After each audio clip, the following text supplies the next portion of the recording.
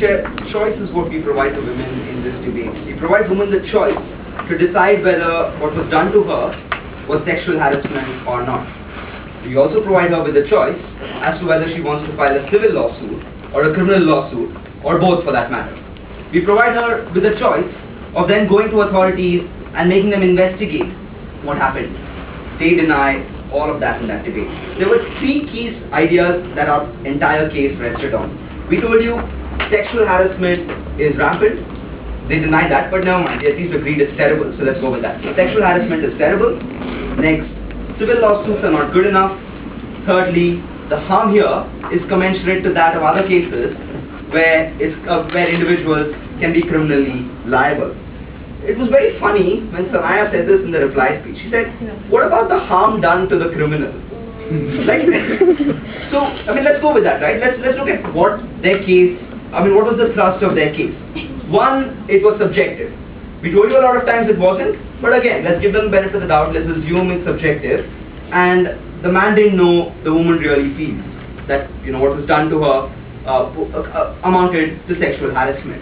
We said, authorities will investigate. It's no more the case that they didn't want, which was about this individual going to court and fighting for himself. We said the case only goes to court if the authorities deem that there was enough charges or there was enough evidence to prove a case. Only then are charge sheets filed.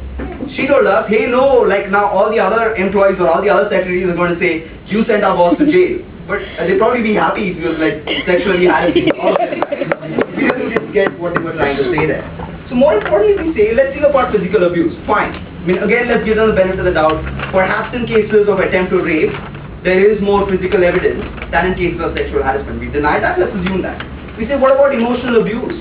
We say things like sexual innuendo, we say things like commenting on your figure for that matter, are things which are deeply disturbing to a lot of these female employees and account for emotional abuse. These are things that are definitely subjective, but are also subjective in status quo when there are other crimes, like for example, between a husband and a wife or other forms of emotional abuse that are subjective and are criminally charged.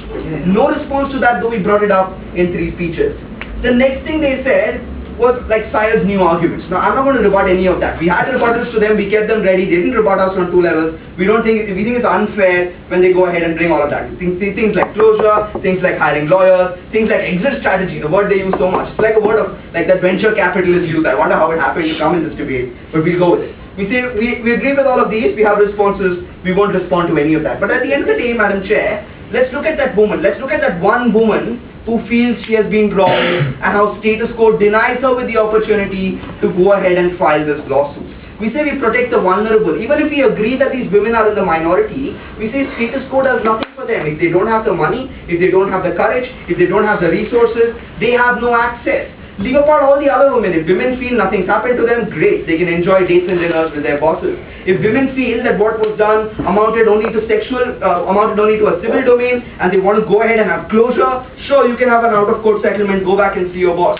But this case is to give opportunity to those women who don't want to see their boss again, who don't want to be transferred, who don't want to be shunted out, who don't want to be fired, who want to stand out for what they truly believe in, which is their bodily integrity and an equal opportunity to work. Things I spoke about in my second speech, something that went completely unrebutted until their reply speech. At the end of the day, Mr. Chair, we have like one clinching reason that we think gives us this debate. We think this debate is good because then Syed gets respite from his kids, and we think this debate is good because then Sanaya gets respite from Syed.